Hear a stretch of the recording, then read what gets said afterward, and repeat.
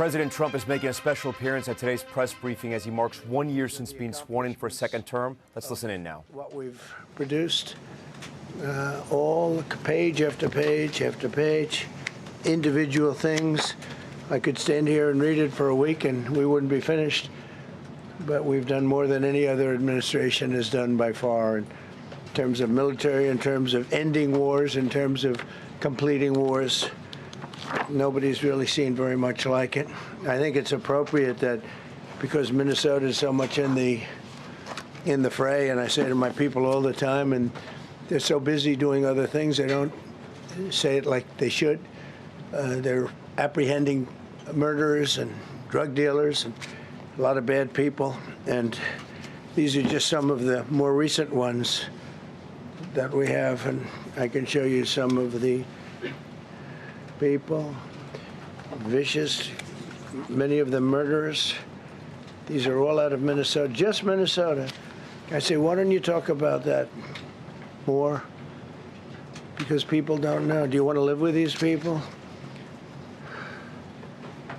International murder. These are people that are living, if they're apprehended, and either put in jails in their country from where they came, and the countries respect us, and so they actually put them there. In the old days, they didn't respect our country. Biden wouldn't do this because he let them all in. You know, if you didn't have open border policies of Biden, none of this, all of the things that all of the time that we spend talking about Minnesota and everything else, most of them are coming from out of the country. And it's been caused by a previous administration. Look at this, one after one.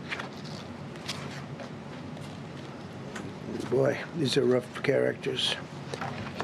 These are all criminal, illegal aliens that, in many cases, they're murderers, they're drug lords, drug dealers.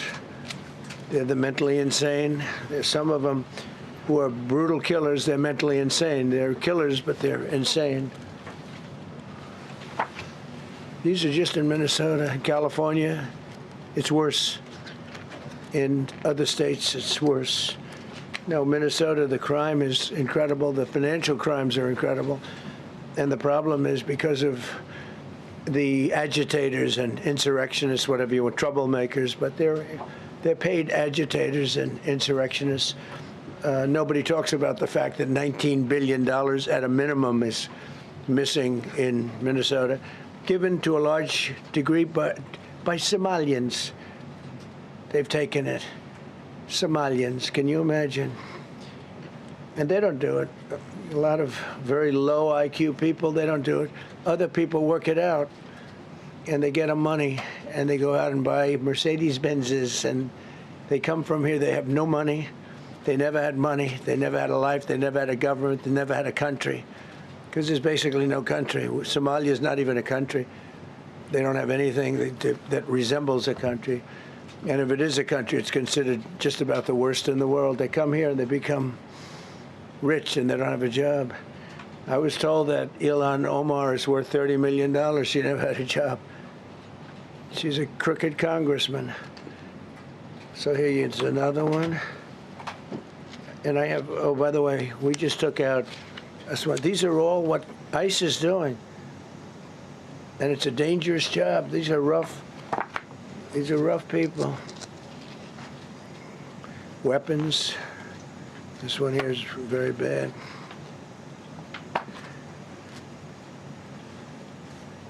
I'm going through this because I think we have plenty of time.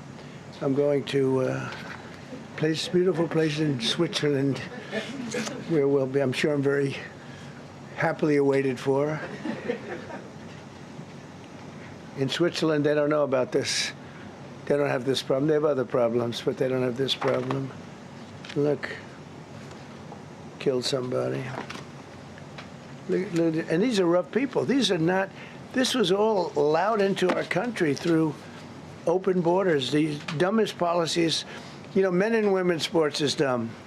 But to me, having an open border for the world to come in, drug dealers and prisoners. Venezuela, as an example, opened their prisons into the United States. That's why one of the reasons I felt so strongly against Venezuela now. I'm loving Venezuela.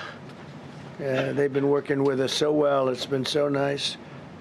And an unbelievably nice woman also did a very incredible thing, as you know, a few days ago. We're talking to her, and maybe we can get her involved in some way. I'd love to be able to do that.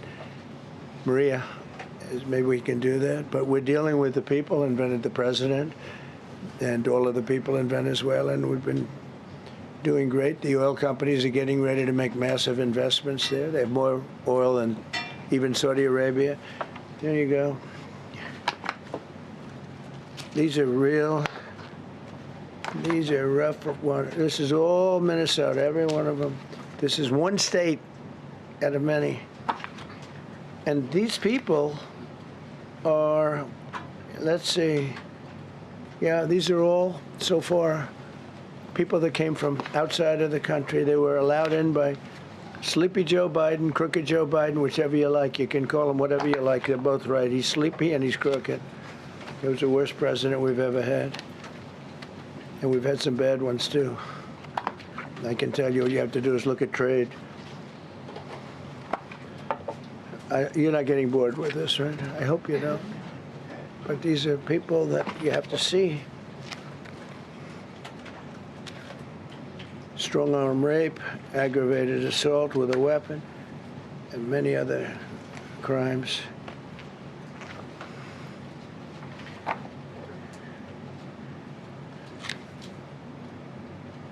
Gang member, known as one of the toughest people around. These are tough people.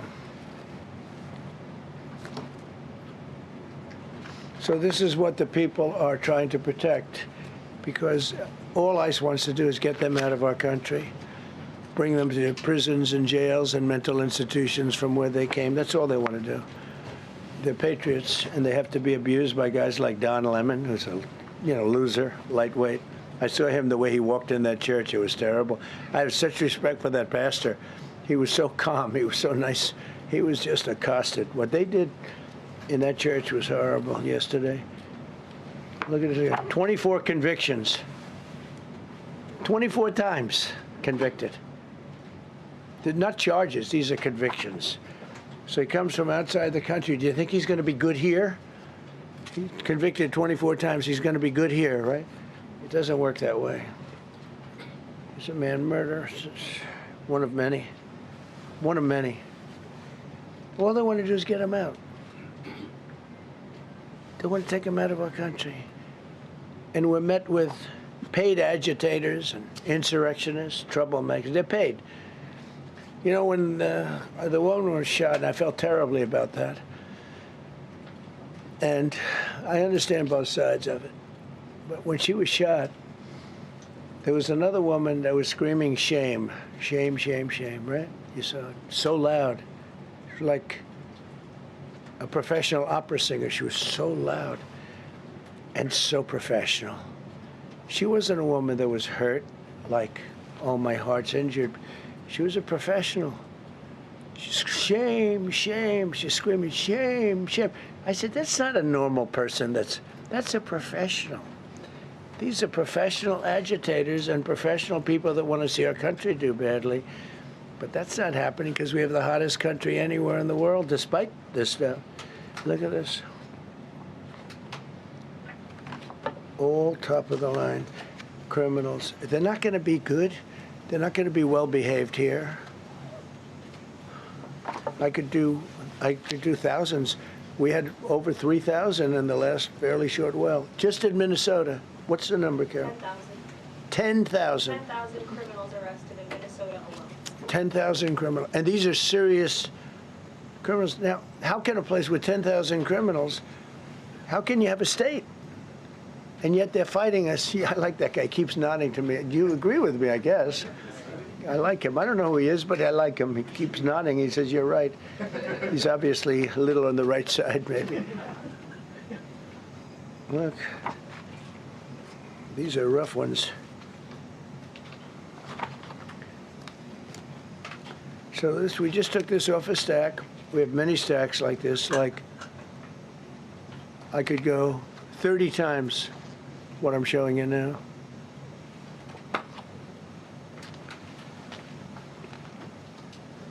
Relations with Hezbollah, that's nice. Why do we allow them in our country? I'm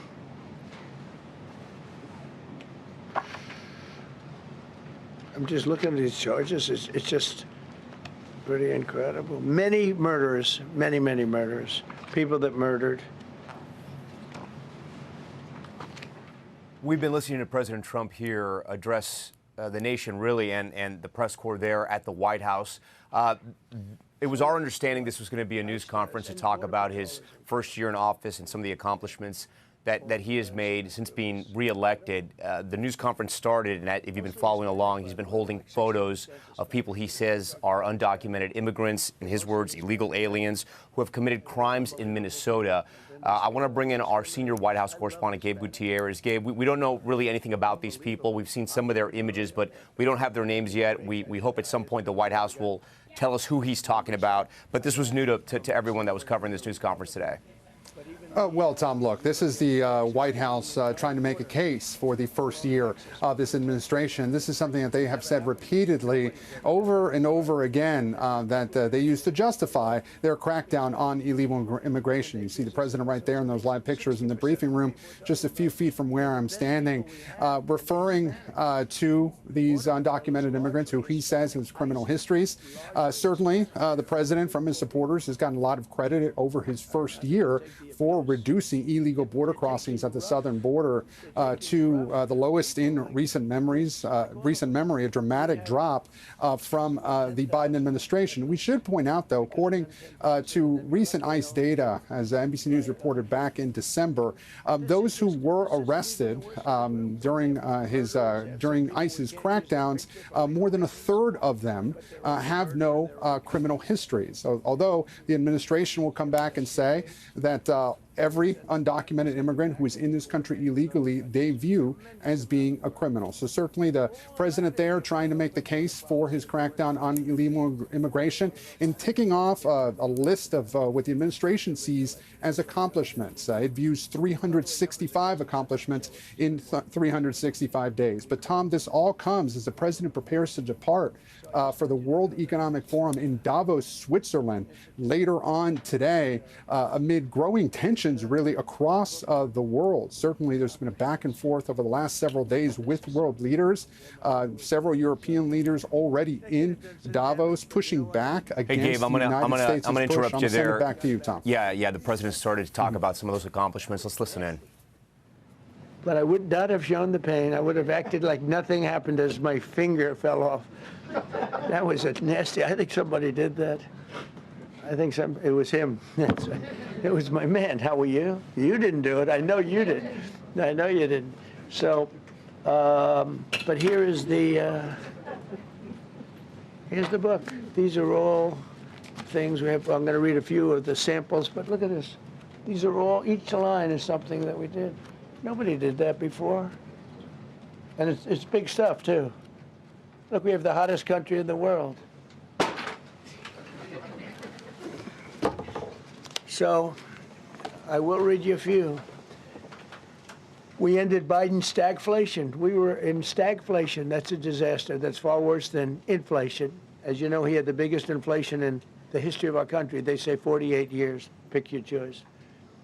But they had the biggest inflation in the history of our country. We have it right down to a normal number now. We're going to get it even a little bit lower. Created super high. What we've done with growth is incredible. We created super high economic growth, and America is booming. It's booming. There are thousands of businesses right now that are being built. Many of the biggest factories in the world are being built right in our country. They're not going to other countries. They're leaving other countries. Fourth quarter GDP is on track to pass perhaps much more than 5% growth, and that's despite the fact that we had a Democrat shutdown. They shut down our country, and we had 5%. Nobody in this room has ever heard about 5%. I think it could be 20% if we do it right. If we don't, every time we have good numbers, they raise interest rates. You shouldn't do it. In the old days, if you had good numbers, they'd lower interest rates, or they wouldn't do anything. Here, they try and kill it. They always try and kill success. Over the last 20, 25 years, that's the way. In the old days, if you had good numbers, the market would go through the roof. Today, if you have good numbers, the market goes down. But by the way, we've had the best stock market in history, the best 401ks in history, and we inherited a mess. The numbers that we inherited were way up, and now we brought them, almost all of them, way down. We brought them way down. I mean, I'm not getting, maybe I have the bad public relations people, but we're not getting it across. We inherited high numbers, and we brought them way down. And look at gasoline. They have places in the country now, $1.99 a gallon. $1.99, $2.30, $2.50. I guess the average now they're saying is $2.31. I mean, he was at $4.50 and $5 for periods of time. And he went back to the Trump formula, but he didn't do it properly, and he really went back to parts of it because you would have had $8 gasoline if they didn't. But he didn't do it properly. He had people that didn't know what they were doing. Core inflation for the last 3 months is 1.6%. 1.6. Their core inflation was so high that nobody could even calculate it. Under Biden, real incomes declined $3,000. Think of that, $3,000. That's a year. In 12 months, Trump real incomes went up by $2,000 and $3,000 and even in some cases $5,000. It's a tremendous difference. Stock market has set 52 all-time record highs during the course of the 11 months, because this was done on 11 months. Now we are actually officially 12 months as of today. 52 all-time record highs. That means 401ks did great. I have people see me all the time, policemen that guard us really well, and got to know them a little bit. And they said, "Sir, you're making me look so good. My 401ks through the roof. My wife thinks I'm the greatest genius, that I'm a financial genius, like Warren Buffett." He told me that. He said, I think they have better returns than Warren Buffett right now.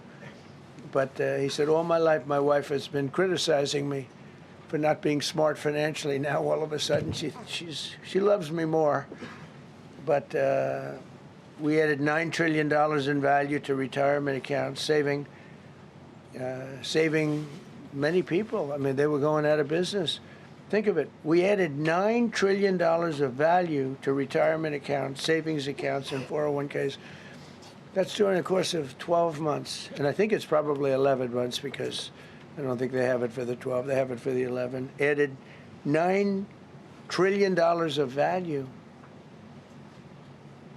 Lifted more than 1.2 million Americans off food stamps in 1 year. They would have had another 1.2 million. We would have had, welfare would have gone up.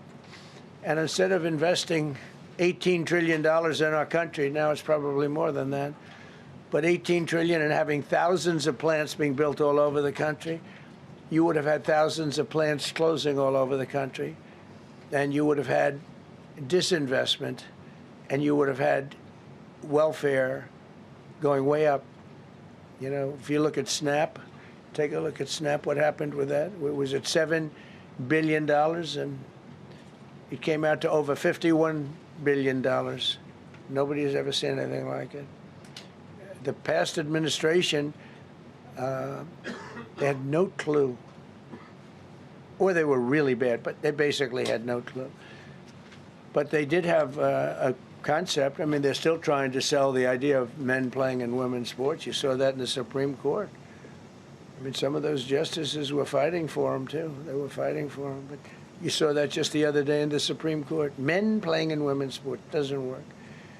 Secured a record-breaking $18 trillion in commitments for new investments. Apple, NVIDIA, SoftBank, Oracle, TSMC, Johnson & Johnson, Eli Lilly and Company, Micron, AstraZeneca, General Motors, Hyundai, Ford, Honda, GE Aerospace, many, many others. I left a Ford plant a week ago in Michigan that they were going to close 2 years ago, and now they just announced that they're going 24 hours around the clock making cars. Tariffs did it. I don't know what the Supreme Court's going to do. I think to me it reads so plainly. Couldn't be plainer. You're allowed to do a license. Tariff is probably less severe than what a license could be. But think of it. You're allowed to do a license, and then they have a clause at the end, something to the effect, or what is necessary, something to that effect. And what is necessary with tariffs. I don't know where there's a case even there, but we've taken in hundreds of billions of dollars, and if we lose that case, it's possible we're going to have to do the best we can in paying it back. I don't know how that's going to be done very easily without hurting a lot of people. But we're waiting for that case anxiously, and we have tremendous national security because of tariffs and tremendous income. You know, we have, and by the way, no inflation. So everyone said, oh, tariffs will cause inflation. We have no inflation. We have very little inflation. Biden had inflation, and he didn't do tariffs. We had a huge problem. We have a 62% reduction in our trade deficit. So if you had a 1% reduction, a normal president would have a 1%, 2% reduction. Everybody would be high-fiving. Had a 62% reduction. Next year, we won't have a trade deficit. We secured most favored nations agreements to slash drug prices by as much. To me, I think this might be the biggest thing of all. We get zero talk about it. The New York Times had a story way in the back of the paper, a little story about it. I think it's the biggest thing there is. When you talk about health care, drug prices will go down more than ever before for any country, because we were priced at such a level that we were subsidizing the entire world, big place in the world. We were paying 10, 12, 13 times more than other countries. 13 times more, not 13%, 13 times more. A pill that was selling in London for $10 would sell in New York for $130. It's 13 times. More than that even. But we secured most favored nations agreements to slash drug prices by as much as 300, 400, 500, and even 600%, including with Pfizer, AstraZeneca, Eli Lilly, Novo Nordisk, Gilead Sciences, EMD, Serenio, and many others. If you look at some of the prices that are coming down, where a price would come down $1,300 coming down to $87. Think of it. So something that was costing $1,300 is now costing $87. And the fake news doesn't want to write about it. That's why I do this. I don't like to do this, to be honest with you. But I do it because got to get the word out. We signed one big, beautiful bill. I call it the Great Big Beautiful Bill, delivering the largest tax cuts in history. No tax on tips, no tax on Social Security, no tax on overtime. We made interest on car loans tax deductible for U.S.-built automobiles only. So if you buy an automobile built in the United States, we're not doing it for Germany and Canada and different places. We're doing it only if it's built here. We want them to be built here.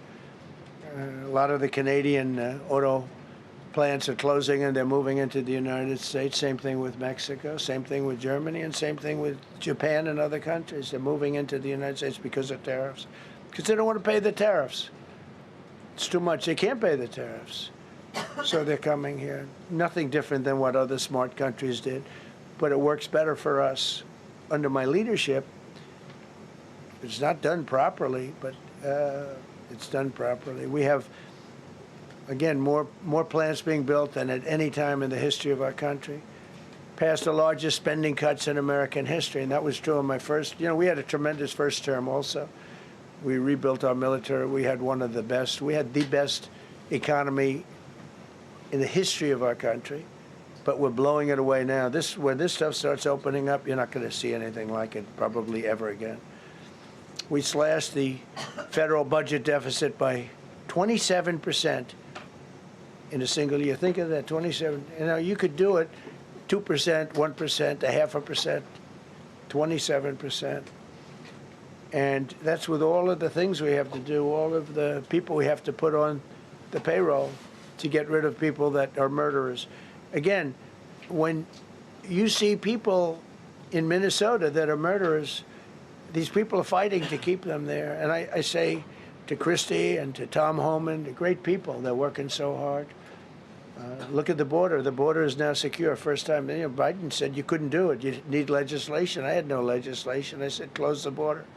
Within 1 month, we had almost nobody coming in. Now for the last 8 months, nobody came into our country illegally. And I find that hard to believe because you'd think somebody, because it used to be millions of people just poured into our country. And the people that do that are Democrat sort of aligned. So, I mean, they're not doing me any favors. We had nobody come in. We have a very strong border. We have very few people coming up. They're not going to make the trek because they know they probably won't be coming in. So it's not as hard as you think. But I didn't have to go back. Remember, they said, we need legislation to close the border. They had millions of people coming in a month. We have nobody coming in, and we're getting the murderers out. Murderers, people from prisons and jails. Many countries opened up their prisons and dropped them into the United States. Those are the people we're getting out. And we have a lot of heart. And I said, you got to lighten up on this. We have a lot of heart for people. They came in illegally, but they're good people, and they're working now on farms, and they're working in luncheonettes and hotels and all. And we're looking to get the criminals out right now, the criminals. And I think it's very important. I mean, every once in a while you see a story, we take somebody. He should be out because they came in illegally. So in theory, they should be. But we're focused on the murderers, the drug dealers, the mentally insane. We have a lot of mentally insane killers. I mean, you can't even talk to them. It'd be nice if you could have a little reason, but you can't even reason. These are seriously ill people. You have a couple of countries where they were loaded up. Their mental institutions and insane asylums were loaded to the gills. They couldn't get. They're empty now. But they're filling up because we're bringing them all back. We know where they came from. And every country accepts them. You know, under Biden, they wouldn't take. They had so little respect that they'd bring them there, and they wouldn't take them. They say, get the hell out of here. They would be bringing a plane in to land in a country, and they'd put 5 planes on the runway so you couldn't land the plane. So they'd come back with the people that they were bringing back. They don't do that with me. They do that with me, they have problems. They don't do it. They accept them back. They're not happy about it, but they accept them back. Cut a record number of regulations. I promised to eliminate 10 old regulations for every one new regulation. Instead, we cut 129 old regulations for each one added. Think of that. I wanted to do 10. In my first 4 years, I did. When we put on a new regulation, you had to cut 8. This year I said you have to cut 10. Instead, we cut 129. So every time, so far, can't remain like that, I don't imagine. I hope I can, because we have so much wasted regulation, stupid regulations. Regulations where they go by California, which is a disaster state, with a governor that truly is doing a bad job. He's killing that state. If he ever ran the country, this country would be Venezuela. Very quickly. Using tariffs slashed the U.S. trade deficit by an incredible 77%. The trade deficit is down, and that doesn't include the last month where we had our best month. We slashed the trade deficit by an incredible 77% in 1 year with no inflation, something that everyone said could not be done. So we had essentially no inflation. In fact, the last month we had almost no inflation. But we slashed the trade deficit by 77%. If you slashed it by 1%, that was good. Again, we did that with tariffs and intelligence. We did that with November 5th, a great election. We secured historic trade deals to reduce barriers on U.S. exports with countries covering 40% of all U.S. trade. Think of that. American exports are up by more than $150 billion this year. People said, oh, we're not exporting. All we do is buy. If you keep buying, you're not going to have a country for very long.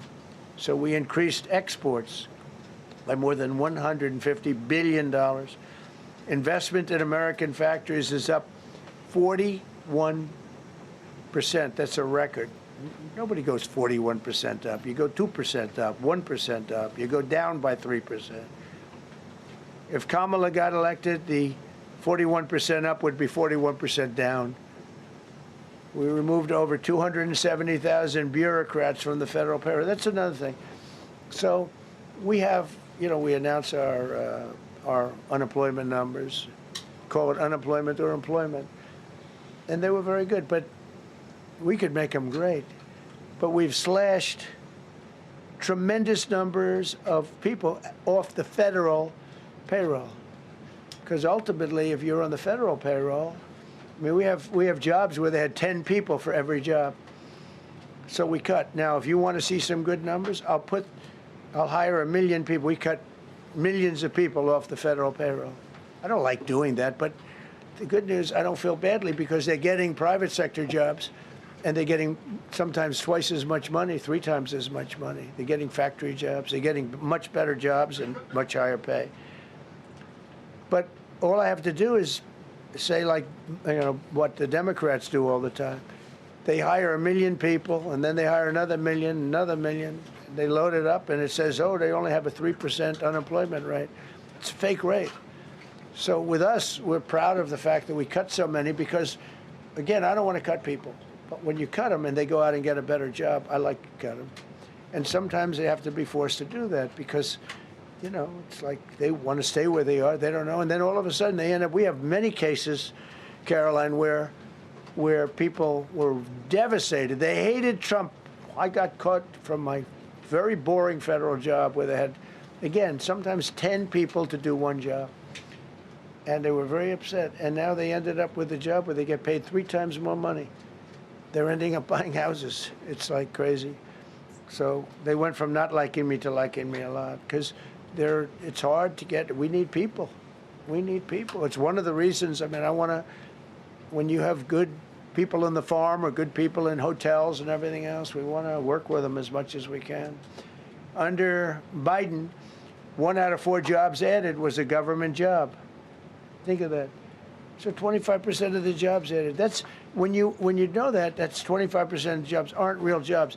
But again, I could do that. I could add 2 million jobs right now, would have an unemployed. I could say just hire some more people. I do the opposite. I say get rid of everybody that's unnecessary because that's the way you make America great again. When you have, all these jobs where people are sitting around doing nothing and they get a lot of money by the government, it's no good. But that's what the Democrats do. They show, oh, we were at 4% unemployment. That's a good number.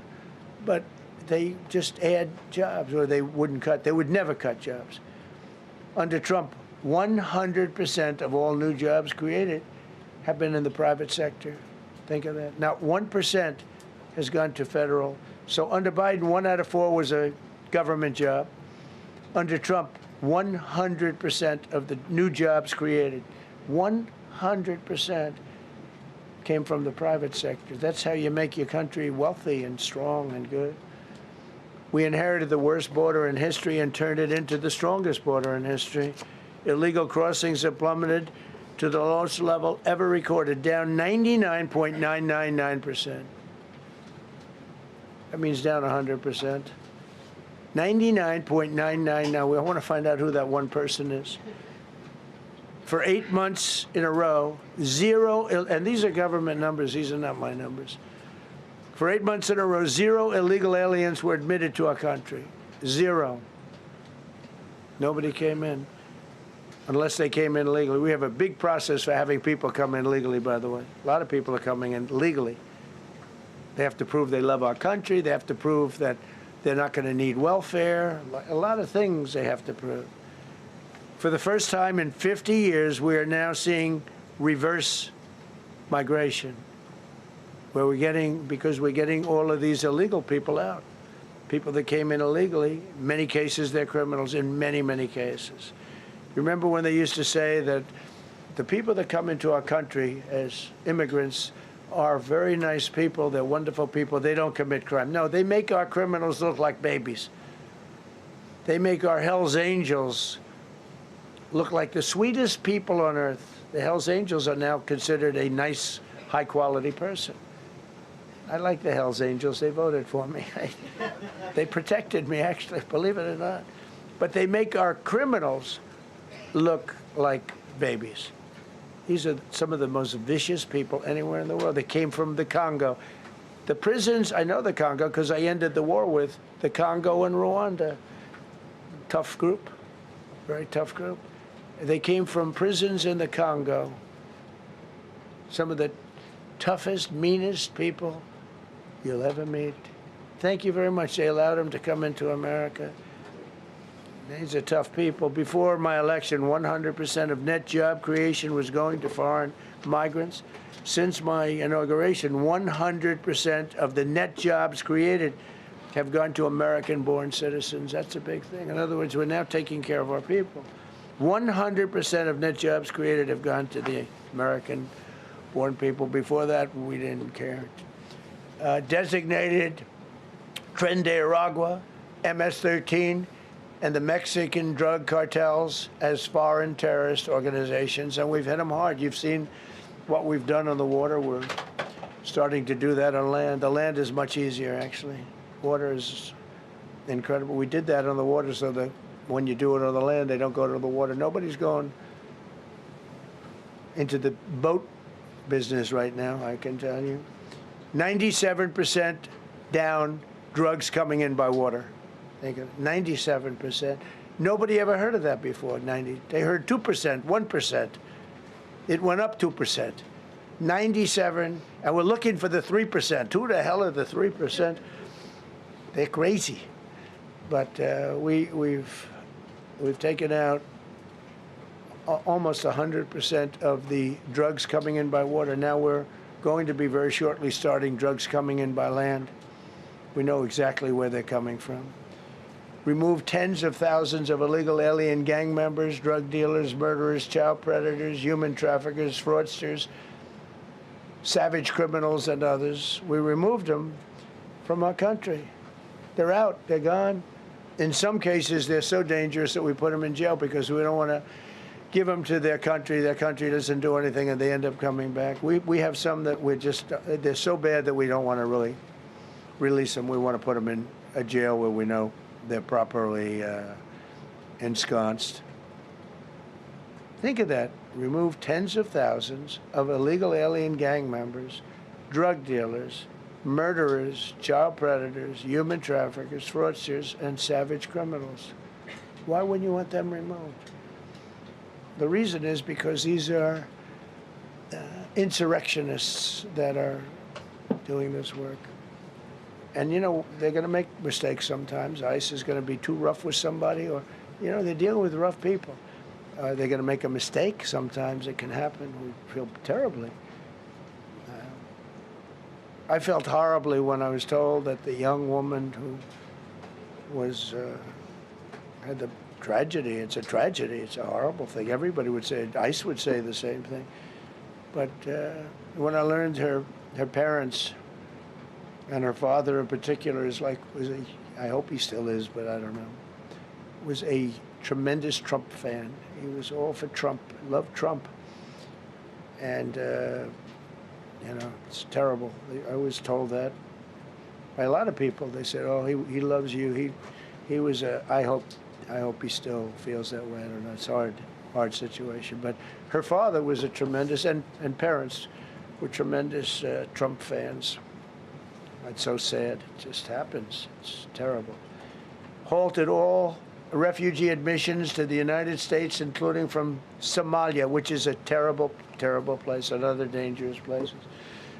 And we also stopped the pirates because they get the same treatment as the drug boats. So in Somalia, the Somalians, you know what they're good at? That's about the only thing they're good at is they're good at pirating ships at sea, big ships. So you have a huge oil tanker with millions of gallons, millions of barrels of oil.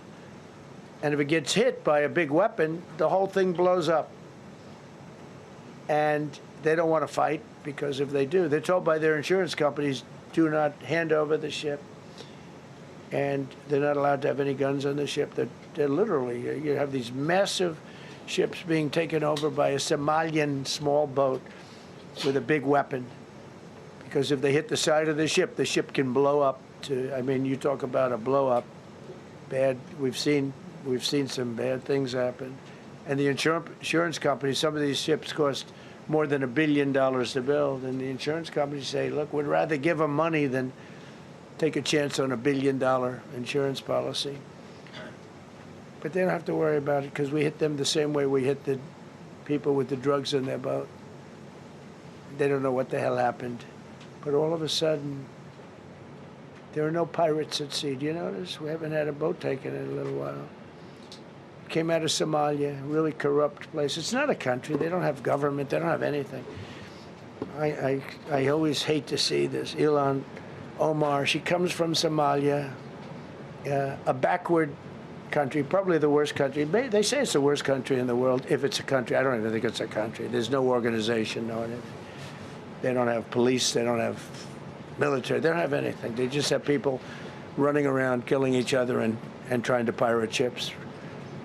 But she'll come here, comes, and then she wants to tell us how to run our country. The Constitution says that I am entitled to this. I can't stand her. Terminated all taxpayer-funded benefits for illegal aliens and kicked 275,000 illegals off of Social Security. They were illegally getting Social Security. 275,000 people. I'm telling you, it's not that this is pleasurable, but if I were an elected president, this country was going to be destroyed quickly, very quickly. I think within a year, if you had Kamala or a Joe type. I mean, Joe was a disaster, but if you had Kamala, he was the replacement. I was up by like 25 points on Joe, and they said, hey, let's get somebody else. This never happened. Well, I had so many firsts. You're leading somebody by a lot, and they say, oh, let's take him out, let's put somebody. That's like I said to Dana White the other night. I said, you know, Dana, it's like you have a fighter, two fighters, one guy is winning by a lot. And they say, oh, let's take this guy out, let's put a new fighter in the ring with him. That's what happened to me. I was doing great with Biden. The whole campaign was against Biden. All the money was spent against Biden, and all of a sudden I got Kamala. Everyone said, who the hell is she? But that didn't work out too well for them, but never happened before. We are about lots of firsts.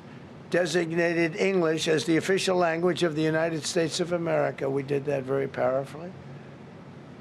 And while we're at it, we also took the Gulf of Mexico, and now it's the Gulf of America.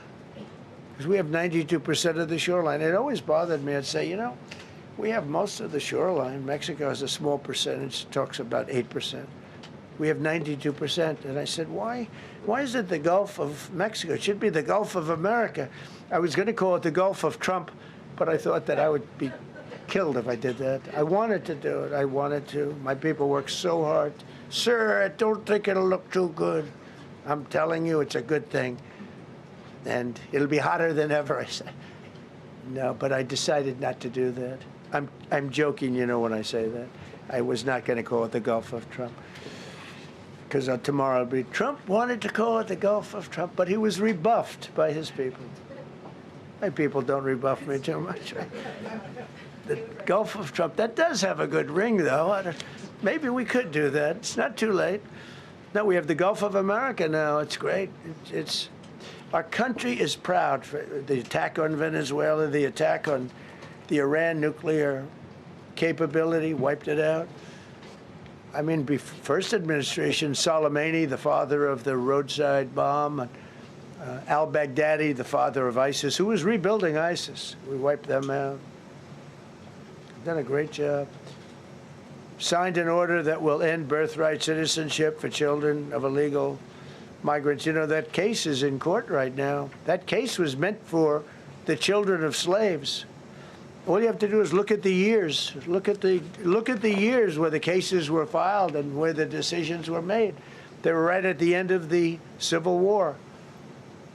They're trying to say that, you know, China's making a big business out of that. They come to the country, they have a child, the American citizen, they get all the benefits. It had nothing to do with that. That was for the children of slaves. And I hope the Supreme Court so rules. Designated fentanyl as a weapon of mass destruction. It is. We lost, I believe, 300,000 people this year.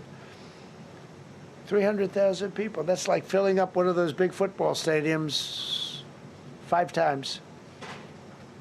It's not even believable. I mean, you could be in a war and you wouldn't lose that many people. So we designated fentanyl a weapon of mass destruction.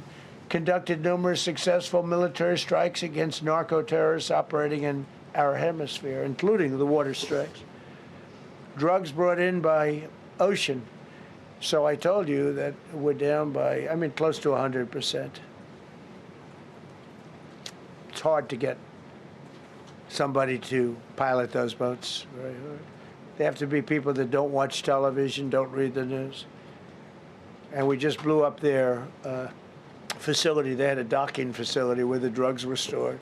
And now we have a great relationship with Venezuela. We're getting along fantastically with the leadership in Venezuela, so we wouldn't have to do that. This was done before the attack.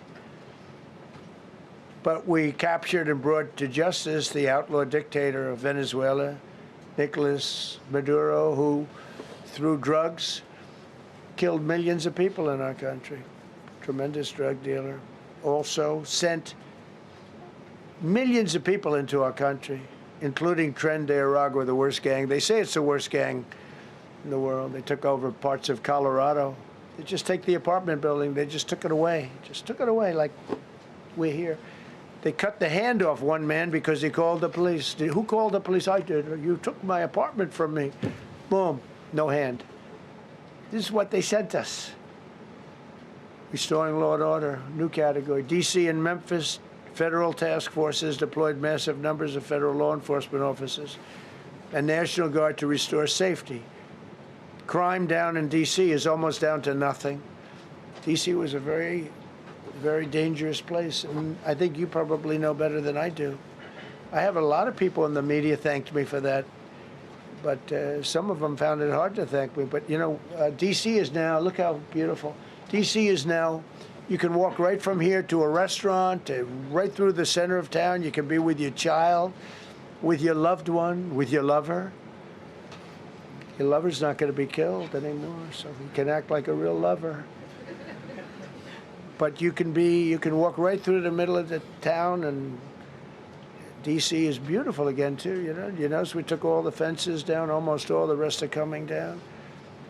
We got the graffiti all off. National Guard's been amazing. You know, we didn't tell them to do that. That's not their job description. But they were picking up garbage and everything. They were great. And I don't know, to me, a town, it looks better when you have military people. These are big, strong guys, the bad guys look at them and they say, we're not going to mess around. But what they don't know is that we took over 2,000 people out, permanently out of D.C. These were career criminals. But I feel much better seeing those people there. I went in a couple of times and had dinner in D.C. I walked right down the middle of the street. I felt very safe. A year ago, I couldn't have done that. I would have been crazy to have done that. And Secret Service wouldn't let me do it. They weren't thrilled anyway, I will tell you. It wasn't like they were thrilled, but we did it, and it was great. But D.C. is a great thing, and we have virtually no crime in D.C. anymore. And before we did this move, it was we could do the same thing with Chicago. You know, we brought Chicago down 25%, even though we just had a minimal crew there. We brought Wisconsin down. We brought Minnesota down, way down, even though everything's a fight, you know, because they want to keep those people that are lying on the floor. They want to keep those people in Minnesota, but they really don't. I don't think the real people of Minnesota, it's a very corrupt place, and the elections are totally corrupt. I feel I won it all 3 times. Nobody's won that state since Richard Nixon. It's a rigged state. And the Somalians vote as one group, even if they're not citizens, and they vote as one group, and, you know, you get 600,000 votes against you. They all ought to get the hell out of here. They're bad for our country. Nationwide achieved the largest reduction in violent crime on record. So this just came out. Nationwide, over the last 11 months, achieved the largest reduction in violent crime on record, including the largest one-year drop in murders ever recorded. Almost 2,000 lives were saved. That's despite the fact that we took in criminals under the leadership of the Democrats and Joe Biden. More motor vehicle theft is down by 100,000 vehicles nationwide. That's another. Nationwide, the motor vehicle theft was out of control, and now it's very much in control. It was down by more than 100,000 vehicles to a record low. Began the process of eliminating cashless bail policies across the nation. You got to get rid of your sanctuary cities, and I hope our people know that we're not going to pay sanctuary cities. We're not going to pay them anymore. They are sanctuary for criminals. They hold criminals. We're not going to pay. They can sue us, and maybe they'll win. But we're not giving money to sanctuary cities anymore as of the beginning of the month. We began the process of eliminating the cashless bail. Well, cashless bail is where it all started. It's a disaster. And then other places. I don't know if it started in New York. I remember it starting in New York. So somebody comes in, murders somebody, and they let them out. No bail, no nothing. Basically, cashless bail means you just get the hell out. And they go outside. We have one case where a guy murders somebody, gets released, and goes out and murders somebody. 2 people in one day. No, we got to get rid of cashless bail. They got to pay, got to have bail. There's a reason for bail, long tested. Signed an executive order to bring back mental institutions and insane asylums. We're going to have to bring them back. Hate to build those suckers, but you got to get the people off the streets. You know, we used to have, when I was growing up, we had in my area in Queens, I grew up in Queens, we had a place called Creedmoor. Creedmoor, did anybody know that? Creedmoor. It was a big, I said, Mom, why are those bars on the building? I used to play Little League baseball there at a place called Cunningham Park. He was quite the baseball player, you wouldn't believe. But I said to my mother, Mom, she would be there, always there for me. She said, son, you could be a professional baseball player. I said, thanks, Mom. I said, why are those bars on the windows?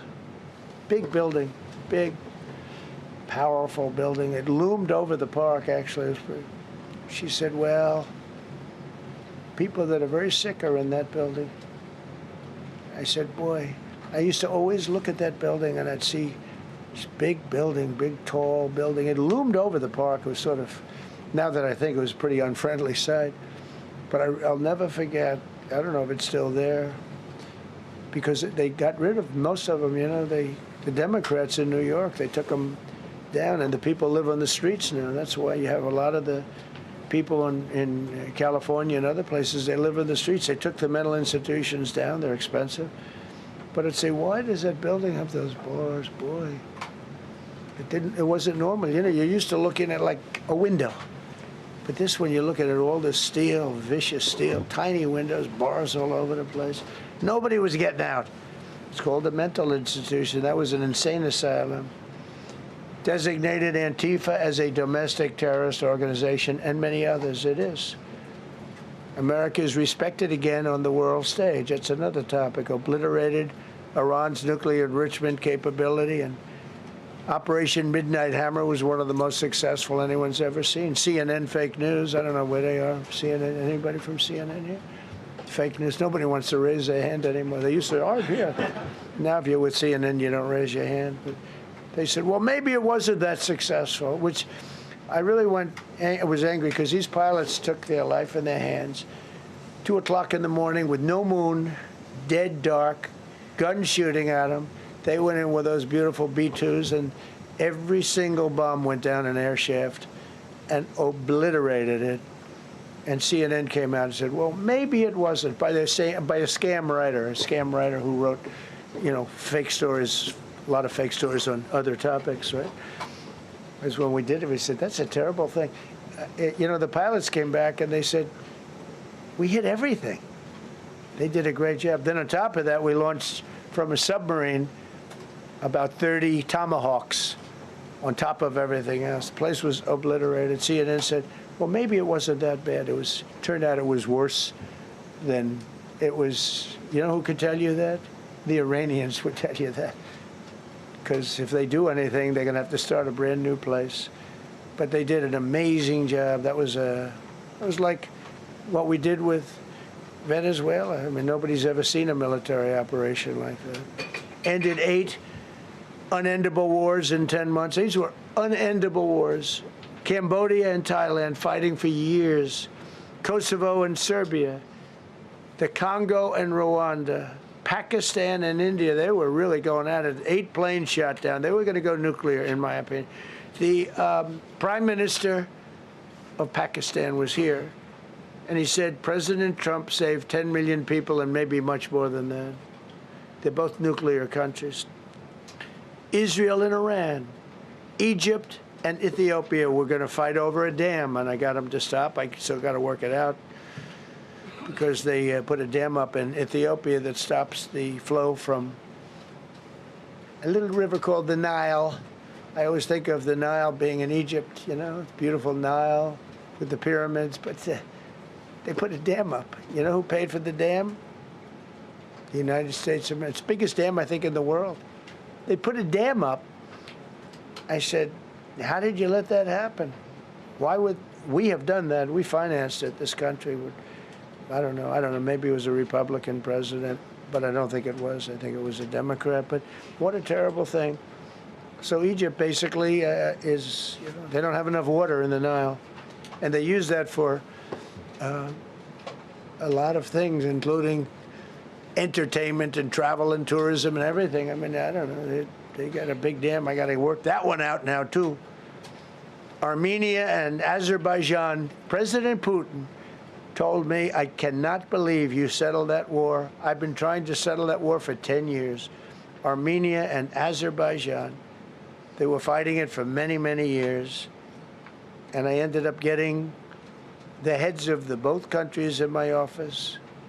The beautiful Oval Office, much more beautiful now than it ever was.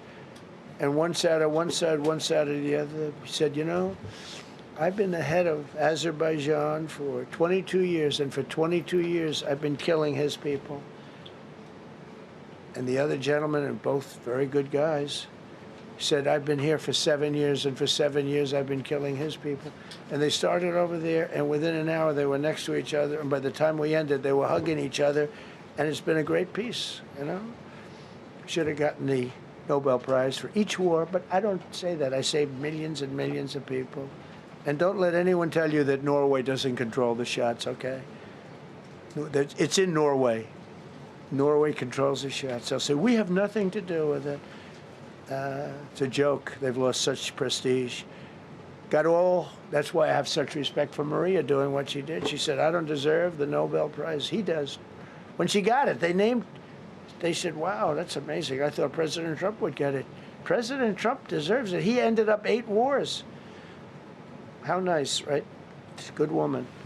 Got all 20 living hostages returned to their families, and the remains, they all came out. We got the 20 living hostages. We got the 28 hostages. They have 1 left that we think we know where it is. Amazing. Looked like we weren't going to get anywhere near that. Now they've gotten almost.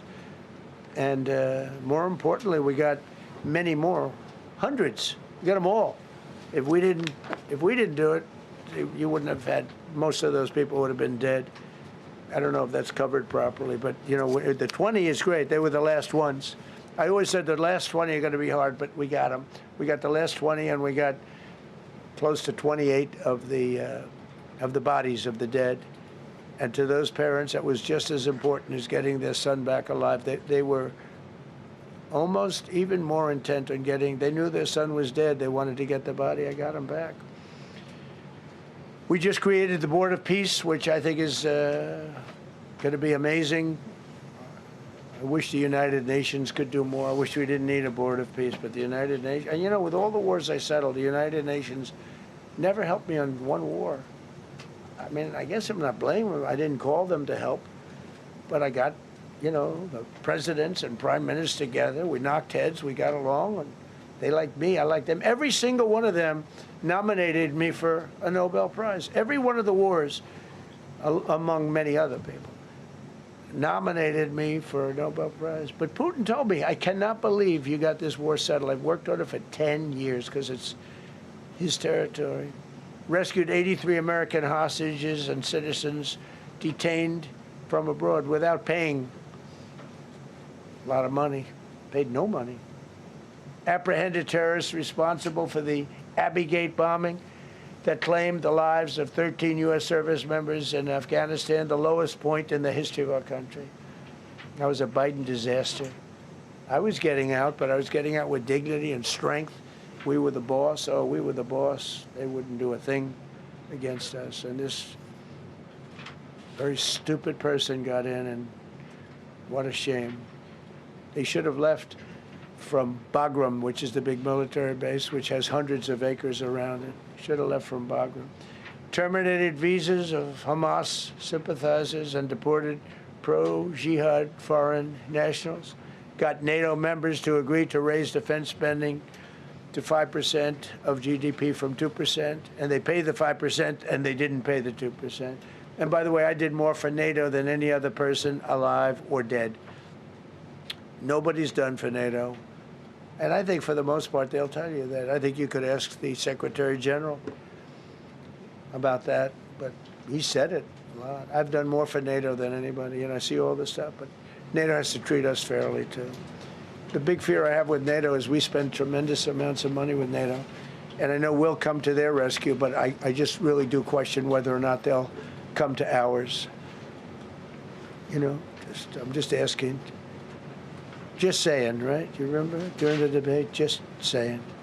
Signed $1 trillion investment in U.S. military.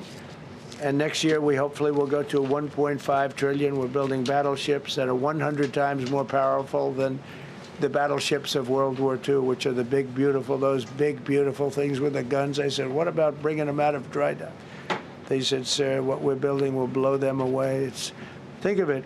These ships are 100 times more powerful than the battleships that you see on Victory at Sea. Do you ever see Victory at Sea? What a great thing that is to watch. Renamed the Department of Defense into the Department of War, which everyone loves, by the way.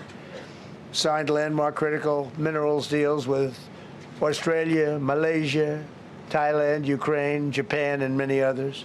We're going to have so much rare earth. It's actually not that rare. Getting it processed is rare, but there's a lot of rare earth. There's a lot of earth around, I can tell you.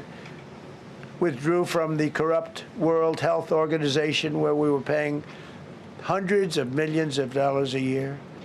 So we were paying $500 million a year, and China was paying $37 million a year. I said, why aren't we paying the same as China?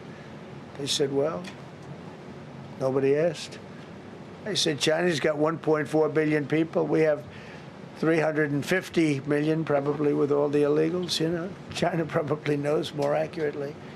But we have much smaller in terms of the number of people. We have a much more powerful military, but we have much smaller. I rebuilt the military during my first term, by the way. And while they gave away a lot to Afghanistan, the Taliban, which was just horrible seeing them, every year seeing them do that military down some dirty street, is a disgrace. But while Biden gave a lot of it away, it's a tiny fraction compared to what we did. I rebuilt the military, and now we're continuing to build it. And bigger and better, we need it, peace through strength. But we withdrew from the corrupt World Health Organization. So I remember we were paying $500 million, they were paying 37 or 39 million. And I said, how come? So I withdrew, and they called, we'll give you the same deal that they had. I said, well, it should be less than that, because if they're at 37 and you have 3 times, 4 times the number of people, even maybe 5 times, I don't know. So it should be less, but I didn't want to chisel around. And I thought about it. So I could have taken 500 million to 37, and everybody knew it. I chose not to do it because it was actually very popular when I got out, because they were terrible. And so I chose not to take that deal. First thing Biden did is go back into it. You know what he paid? More than 500 million. So I actually called them. I said, you know, you can buy it for less. You can make a deal at 37. There's no reason to pay 500. They didn't care. They paid more than 500. Did you know that? They paid more than 500 million. I made a deal at 37. I could have had 37. They were public about it. We'll give you the same deal that China has for 37. And they paid $500 million. That's the way you ruin a country. And it's the same attitude that, you have on everything else with these people. They were terrible. The anti-American UN Human Rights Council we ended, the UN Relief and Works Agency we ended, and the fake Paris Climate Accord, which was a ripoff of America, where we had to pay $1 trillion and they were paying nothing. China didn't kick in until 2035. We kicked in immediately. We were supposed to pay $1 trillion. Russia went to a standard of 1991, which was a dirtier standard. But we had to pay top dollar. So I terminated that. Another Rick. We ended the woke lunacy and restored common sense, abolished all discriminatory diversity, equity, and inclusion DEI policies throughout the federal government and the private sector. They're gone, everybody. They're gone. Terrible. Terminated the Green New scam and ended the insane electric vehicle mandate. I love electric vehicles. That caused me a little problem with a man named Elon.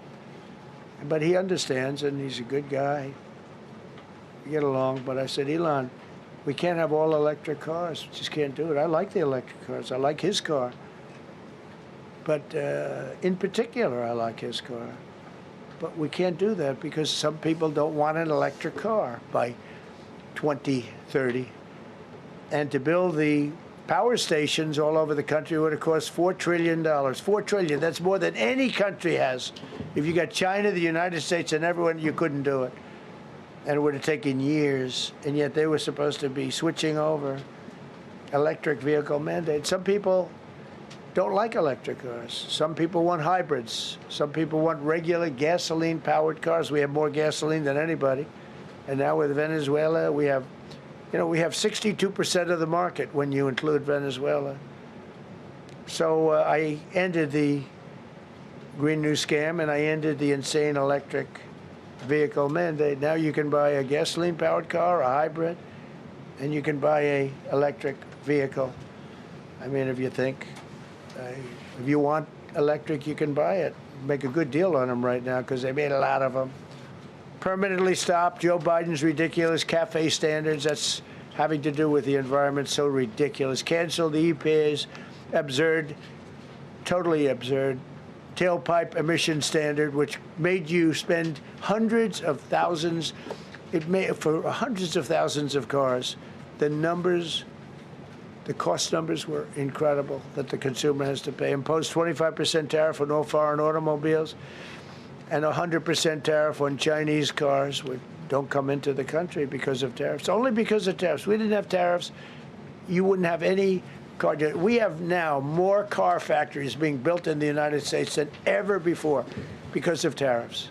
If they take those tariffs away, China will eat our lunch.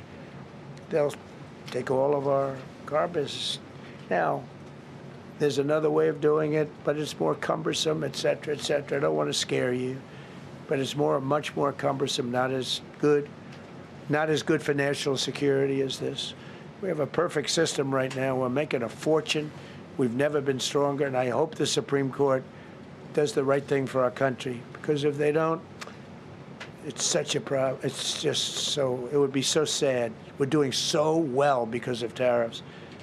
And the people that are heading up the lawsuit, like there's a guy named Leonard Leo, who's a bad guy, and people that are very China-oriented and foreign car-oriented and foreign business-oriented, but in particular China, they're suing to get rid of tariffs because they don't want tariffs, like Coke. Coke has businesses outside of the United States. If you have them outside, you don't want tariffs. But because of tariffs, they treat us well. Without tariffs, they would treat us very badly, as you saw for many years. They respect us more now than they ever have respected us, by a lot. And revoked the California emissions waiver to stop San Francisco communists from regulating the automobile industry and destroying automobiles and the industry in the nation. I was with Bill Ford of Ford Motors. I was with all the people at General Motors the other day, and they are making more money and building more cars than they are doing so good. All because of tariffs and what I've done. And they're building their plants all in the United States. Reopened Anwar for drilling. That's a big deal launched. We've been listening to President Trump speak at the White House press briefing as he marks 1 year into his second presidential term. The president touting what he sees as his accomplishments this year, including the economy, his tariffs, and securing the border. The president also discussing Venezuela's future, saying of opposition leader Maria Corina Machado, maybe we can get her involved. And President Trump addressing the unrest in Minneapolis as well, saying he felt terribly about the ICE shooting of Renee Good and that he understands both sides. While we've been listening, NBC News has learned that the Justice Department has subpoenaed Minnesota officials, including the offices of Governor Walz and Minnesota Mayor Jacob Frey, regarding whether they conspired to impede law enforcement during immigration operations over there. I want to bring in our senior White House correspondent, Gabe Gutierrez. Gabe, we're somewhere around, I think, the 200 mark. There are 365 points the White House put out of their accomplishments. At time, the president hitting those points, at other times sort of going into a tangent, talking about playing professional baseball or World War II movies. The news conference has been more than an hour, but he said a couple of times he wanted to make sure that he got his message out, and at times questioning his public relations people. It's clear the president wanted to talk about all of his accomplishments and so much more.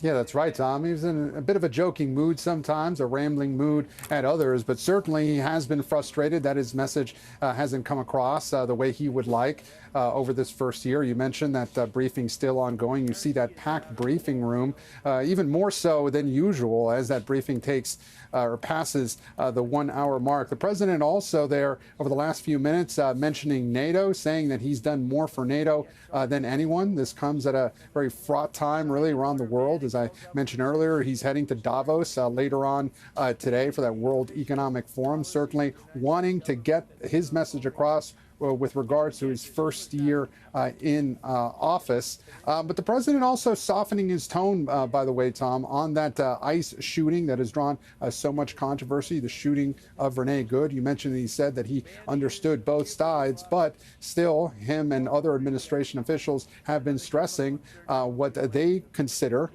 to be unlawful conduct on behalf of Renee Good, impeding ICE officers as well. So yes, the president going through a laundry list of what he sees as his accomplishments, touching on immigration, the economy, also raising the prospect of a case before the Supreme Court. We're still awaiting a potentially hugely significant ruling on the president's tariff policy. And even when it comes to tariffs right now affecting the markets, even today, the Dow dropping hundreds of points as amid this turmoil between the president threatening new tariffs against European allies over his plan to overtake Greenland somehow, Tom. Yeah, the president speaking about so many issues. You mentioned Greenland. He also mentioned on his Truth Social post that things are going to be very interesting in Davos. As you mentioned, he's headed there tomorrow. Do we have any idea what he's talking about here? Is it going to be about tariffs? Is it going to be about Greenland? Do we have any sense of that?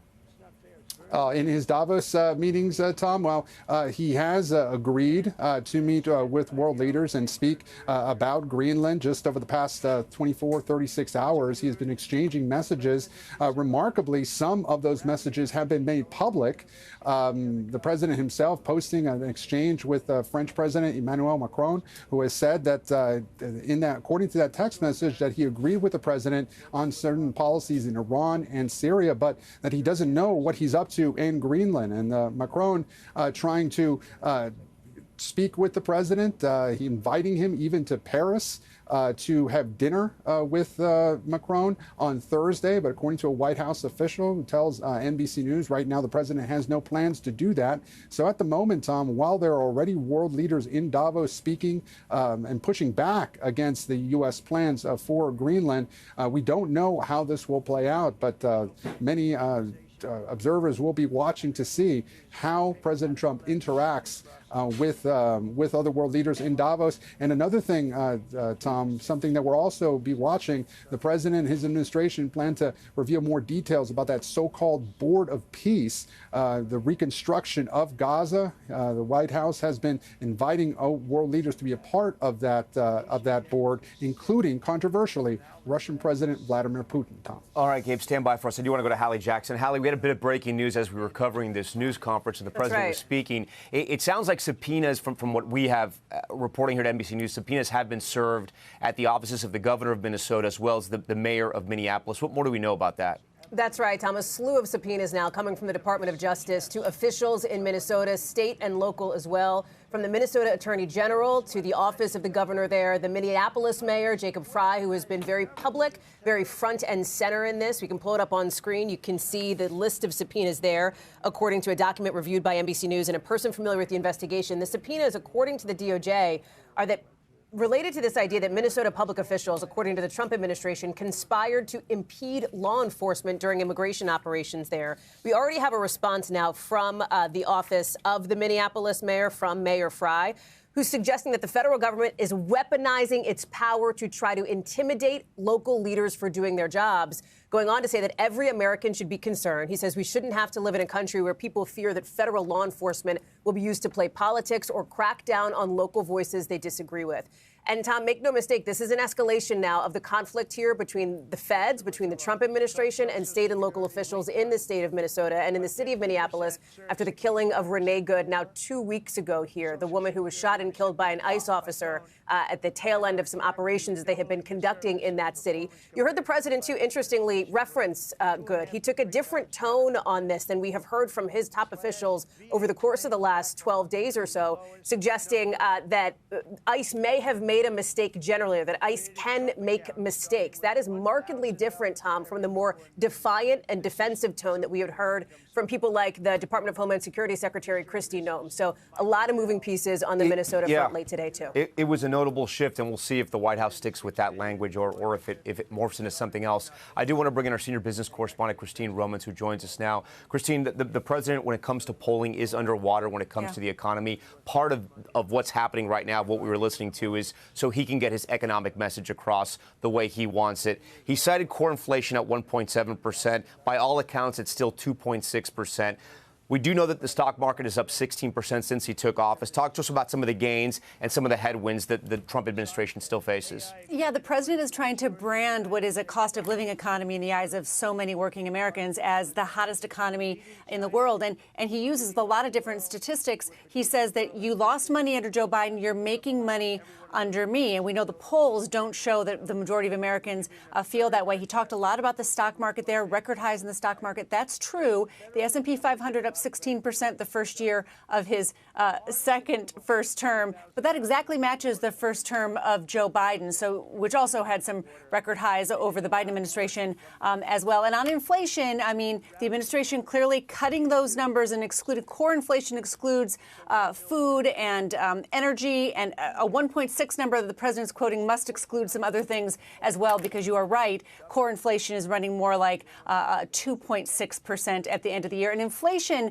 by the way, by the end of last year was just exactly where it was when he took office. So there had been some progress in the Biden administration, and that progress stalling a bit if you read the numbers the way they come out every month from the government. So again, trying to paint the economy as something you're making money under the Trump administration, you lost money under the Biden administration. We'll see if that rebranding works. Yeah, and the president learning when the economy, it's not so much the stats, it's how Americans feel and the choices they're making with their money. Christine, we thank you for that. Last night on Truth Social, you said that the British plan to hand the base of Diego Garcia over to Mauritius and then rent it back was an act of great stupidity. Previously, you backed that deal.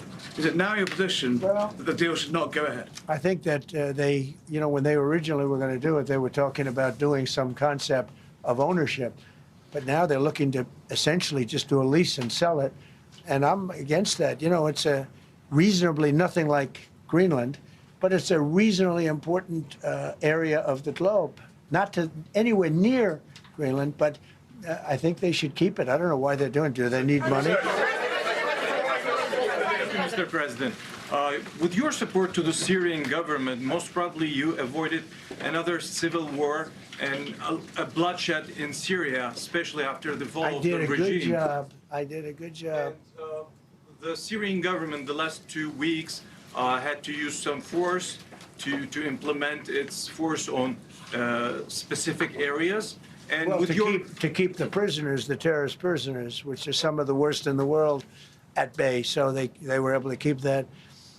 He's working very hard. The president of Syria is working very, very hard. Strong guy, tough guy, pretty rough resume. but you're not going to put a choir boy in there and, get the job done. I spoke with him yesterday because we were talking about the prisons and, what was going on. We have some of the worst terrorists in the world in those prisons, and he's watching them. Syria, sir. Mr. President, Gavin Newsom is going to be at Davos if he's not already there. You're probably going to run into him. I presume that this is for him to raise his platform for 2028, but what do you anticipate his foreign policy platform is going to be? I don't know. I mean, I don't know that he's going to be the nominee. I know this. I had a very good relationship with Gavin Newsom when we were, in office together. I was president. He was the governor of California. We had he would talk about it often. And somewhere we just went astray. I just hate the way California is being run. We actually have people leaving. It's never happened before, but I hate the way it's being run. He and I had a very good relationship, really close to the word exceptional, but now we seem not to. You spoke earlier. Mr. President, you've been hearing from allies. Thank you so much, President Trump. Kara Castanova from Lindell TV. And you spoke earlier about the 2020 election. Now that Maduro is in U.S. custody and he was criminally charged, has any more information emerged that you could share with us regarding Venezuelan election software and Venezuelan ties to tampering with the 2020 election? And would you consider speaking to Maduro personally in prison in New York to get some answers on Venezuela's involvement with the 2020 election? No, I don't think I would be doing that. I think my lawyers would be very unhappy if I did that. Yeah, they've learned some things. Please. What happens to the tariff threat to Greenland if the Supreme Court comes out and rules against you on the tariffs? And well, I'll have to use something else. I mean, are look, you willing to use force? Take a look at the word license. Take a look at other things. I mean, we have other alternatives. But what we're doing now is the best, the strongest, the fastest, the easiest, the least complicated. Sir, if you move ahead with the Greenland-related tariffs on Europe, you secured almost $1 trillion of commitments from them to invest in the United States. Does that go kaput out the window if that happens? I doubt it. Look, they need that agreement very badly with us. They really do. They fought very hard to get it. So I doubt that. But we'll see what happens. We have a lot of meetings scheduled on Greenland. I'm leaving tonight, as you know, for Davos. And we have a lot of meetings scheduled on Greenland. And I think things are going to work out pretty well, actually. And so Thank you, Mr. President. Will you still go to Paris for the G7 emergency meeting as offered by President Macron? No, I wouldn't do that.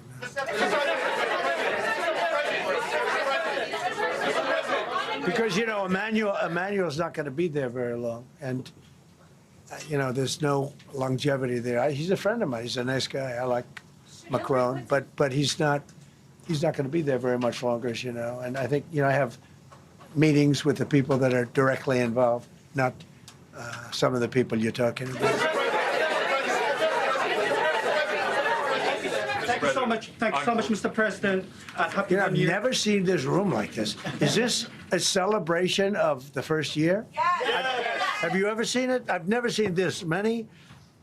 I hope we have a very good structural floor. This used to be a swimming pool. You're sitting over a swimming pool. I could see that happen. But we need a good structure here, don't we, huh? Yeah. Thank you so much, Mr. President. Happy 1-year anniversary. Thank you. And my question is on Syria. The Kurds, as the most loyal U.S. partners, facing attacks by some Syrian elements within the Syrian government. Will you do to ensure the Kurdish rights protected and their effective forces against terrorism in Rojava, Syria continued, as the Kurdish see you as a president does not abandon his allies? Well, I like the Kurds, but just so you understand, the Kurds were paid tremendous amounts of money, were given oil and other things. So they were doing it for themselves, more so than they were doing it for us. But we got along with the Kurds, and we are trying to protect the Kurds. That's correct. Ahead of your speech in Davos, can you give us a preview of what we can expect as far as laying out the plans for Americans to be able to buy homes? I think more than anything else, what I'm going to be speaking about is the tremendous success that we've had in 1 year. I didn't think we could do it this fast. Think of it, it's just now 12 months. And, I say it often, we have the most successful country in the world. We have the hottest country anywhere in the world by far. And this country would have been absolutely stone cold dead. And I'm going to be talking about it. I'm going to be, because, you know, a lot of them could use some of the advice as to what we did. They need energy. You take a look at their energy policy, they're going to destroy themselves with what they're doing with the windmills and all the nonsense. They need energy help badly, or they're going to be in big trouble, and they need immigration help badly. How much longer do you want to go? Yes, well, call it. I do. I have a very important call with President Erdogan, who I like a lot. All right, one or two more questions. Go ahead. Thank you, Mr. President. During your second, Please. Go ahead. One question about the Yes. Mr. President. The red blouse. Go ahead. You talked a lot at the beginning of this about the economy, some positive economic indicators. Polling shows the majority of Americans don't feel the economy is doing well. Are you worried you're making the same mistake as President Biden? No, I hope I don't make the same mistake as him. Look, I inherited a terrible, it's a great question, because we inherited a terrible, terrible mess between the border, between all the problems. The whole country was falling apart. And in 12 months, less than 12 months, in 12 months, we have the strongest border we've ever had. We have prices that are much, much lower than they were for the last time. We inherited very high prices. We inherited, remember this, inflation was at a historic high. We had never had inflation like that. They say 48 years, but whether it's 48 years or ever, we had the highest inflation, in my opinion, that we've ever had. Prices, because of that, were very high. I inherited, we brought down eggs immediately. Remember the first news conference, they were screaming at me about eggs. I was in the position for 2 days, and they're screaming. We brought eggs down to lower than what they were before. And by the way, they continue that way. We brought the prices down from when I came into office and from what Biden had, way down. We're going to bring them down further. But the job we did is a miracle. One of the reasons I'm doing this today is to explain. We inherited a mess, and we've made it a beautiful, beautiful picture. Think of gasoline at $1.99 in many states. $1.99 a gallon. It was $4.50, $5, in some cases $6 or $7. We're at $1.99. And energy is so big that with energy, everything else comes down. But the prices are coming way down, and we're going to bring them down further. But we started up here with these guys. We inherited a country that was broken. We inherited a country, and I have a very warm spot. We've done very well with Venezuela. And by the way, that even in itself is going to help us bring down the oil prices. The Venezuelan oil, we've taken 50 million gallons of oil. We've taken 50 million barrels of oil out of Venezuela in the first 4 days. We've got millions of barrels of oil left. We're selling it on the open market. We're bringing down oil prices incredibly. And when they come down, and they've already come down, again, $1.99 a gallon for oil. Nobody thought they'd ever see it. All right, one or two more. Go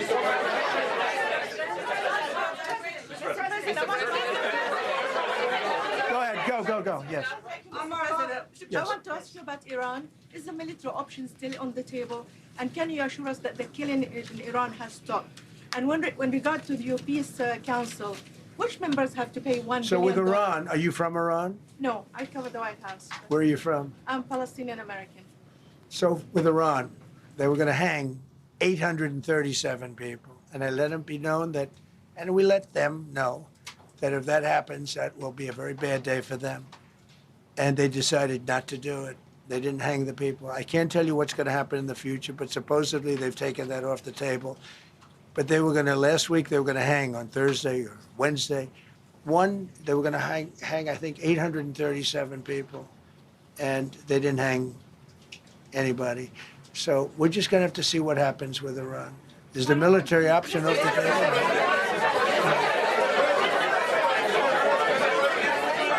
Go ahead. Thank you, Mr. President. President Trump. Thank you, President Go Trump. ahead, please. Thank you, Mr. President. Go ahead, I'll take your question. Okay, thank you, Thank you, Go Mr. ahead, right President. here. Thank you, Mr. President. You promised during your second inaugural to always put America first. I'm curious, how would you winning the Nobel Peace Prize improve the lives of average, everyday Americans? Why is this prize so important? It wouldn't improve the lives of any. What improved the lives of people are people that are living. I saved probably tens of millions of lives in the wars. You know, if you add up the numbers, just if you look at any one of those wars, you're talking about millions of people. You multiply it times 8. But when you look at India and Pakistan, that could have been 10, 15, 20 million people. Could have been more than that. So I saved millions of people. So that, to me, is the big thing. What? You suggested a moment ago that perhaps the reason why a positive story about the economy isn't getting through is because of, bad communications people. But are average Americans wrong to still feel high prices? And how much longer does the White House hope that they? So I think a lot of people are listening to the fake news a little bit, and I'm not blaming anybody. I think I blame ourselves. I think we've done a much better job than we're able to promote. We're not promoting. We're doing a great job, and we're sort of letting the promotion take care of itself. One of the reasons I'm doing this news conference, I think it's important. We have taken a mess and made it really good. It's going to get even better. But if you look at prices from a year or a year and a half ago, you look at the Biden prices, they were way up through the sky. And, they use the word affordability. They just say affordability, and they don't talk about it. They created the affordability problem, and we are solving it. We have solved a lot of it. Again, everybody agrees in this room, I think, gasoline prices have come per gallon way down. When that happens, everything else comes down, but they've come down way down.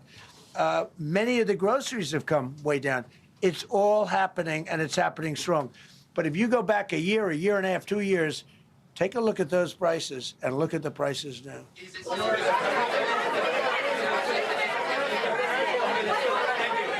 President of Venezuela, you made a condition. Where are you from? I'm from Spain. Nice place. Thank you. You made a condition that the political prisoners should be freed. It seems that they are not being as fast as they promised in the beginning. Would that be an issue for the current government? They've agreed that they're going to let, I guess, most of them out. Or depends on what they did. But they have released a lot of. Released a lot of political prisoners in Venezuela. President, earlier on last year, you had indicated that you wanted to take back the Panama Canal. I know we've heard a lot about Greenland. Is that still on the table? I don't want to tell you that. Sort of. I must say, sort of. That's sort of. Okay, one more. Yes, blonde, blue. Yes, go ahead, ma'am. Go ahead with the blue, holding the computer. If a consequence of your determination to take control of Greenland is the ultimate breakup of the NATO alliance, is that a price you're willing to pay? You mean the breakup of it's very interesting. The NATO alliance. So I think something's going to happen that's going to be very good for everybody.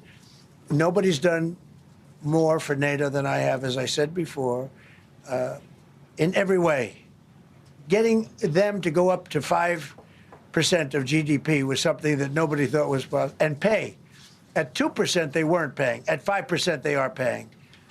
And they're buying a lot of things from us, and they're giving them, I guess, to Ukraine. That's up to them, but they're giving them to whoever they're giving them to, but they're buying a lot.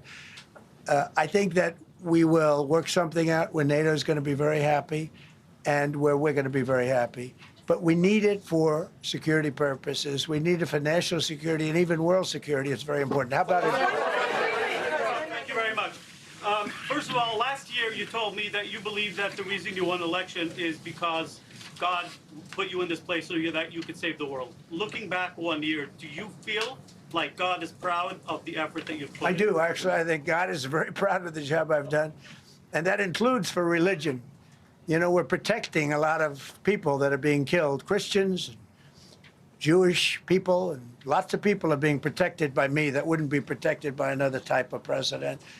No, I think a lot of people are very proud of the job we've done. We've had an amazing year. This has been one of the greatest years. Even some people that wouldn't necessarily love me instinctively, they're saying this was an incredible year. We've had an incredible year economically. Look at our border. Our border was a disaster. people pouring. It was an invasion into our country of a lot of very bad people, good people too, but a lot of very bad people from prisons and drug dealers and gangs and horrible people, murderers, thousands and thousands of murderers allowed into our country.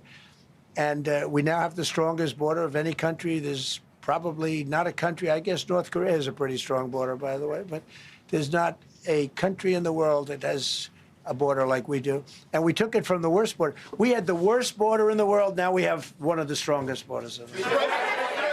One more question. Mr. President, you said you're confident something's going to get worked out in Greenland, but Greenlanders have made it clear they don't want to be part of the U.S. Well, what gives the U.S. the right to take away that self-determination? When I speak to them, I'm sure they'll be thrilled. Mr. President, are you committed to keeping the U.S. in NATO? I've had such a good relationship. I've made it so much better, so much stronger. It's so good now. NATO is so much stronger now. I don't agree with a lot of the things they've done, but that was done before I got there. I think NATO's been good. Sometimes it's overrated, sometimes it's not. But we have a strong NATO. When I came here, we had a weak NATO. We had a NATO at 2%, and they weren't paying. You had a nothing NATO. NATO's, whether you like it or not, it's only as good as we are. If NATO doesn't have us, NATO is not very strong. Yes,